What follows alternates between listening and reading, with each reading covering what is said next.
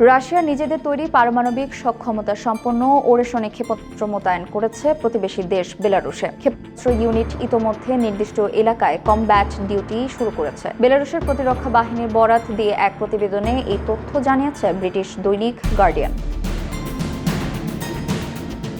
অরণ্য পথ দিয়ে সবুজ রঙের এই নেটে ঢাকা একটি ওরেশনে ক্ষেপণাস্ত্র পরিবহন করতে দেখা যায় রাশিয়া এবং বেলারুশের প্রতিরক্ষা মন্ত্রণালয়ের প্রকাশিত একটি ভিডিও। তবে বেলারুশের ঠিক কোন স্থানে ক্ষেপণাস্ত্রটি মোতায়েন করা হয়েছে তা জানায়নি দুই দেশের সেনাবাহিনী। সেনাবাহিনীর ওরেশনে ক্ষেপণাস্ত্র বিভাগ দেশের নির্দিষ্ট এলাকায় দায়িত্ব পালন শুরু করেছে বলে এক বিবৃতিতে জানায় বেলারুশের প্রতিরক্ষা মন্ত্রণালয়।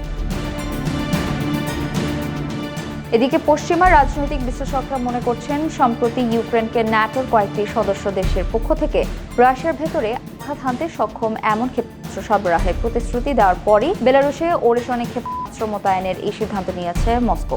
বেলারুশে ওরেশনে ক্ষেপণাস্ত্র মোতায়েনের ফলে পুরো ইউরোপ এই ক্ষেপণাস্ত্রের আওতায় চলে এসেছে বলে মনে করেন নিরাপত্তা বিশ্লেষকরা। ওরেশনে ক্ষেপণাস্ত্র শব্দের চেয়ে 10 গুণ বেশি গতিসম্পন্ন এবং এটি প্রতিহত করার মতো কার্যকর এয়ার ডিফেন্স ব্যবস্থা এখনও তৈরি হয়নি। এর আগে এমনটাই দাবি করেছিলেন রুশ প্রেসিডেন্ট ভ্লাদিমির পুতিন। নিরাপত্তা বিশ্লেষকদের তথ্য অনুযায়ী মধ্যম পাল্লার এই ক্ষেপণাস্ত্র সর্বোচ্চ 5500 কিলোমিটার দূরের লক্ষ্যবস্তুতে আঘাত হানতে সক্ষম।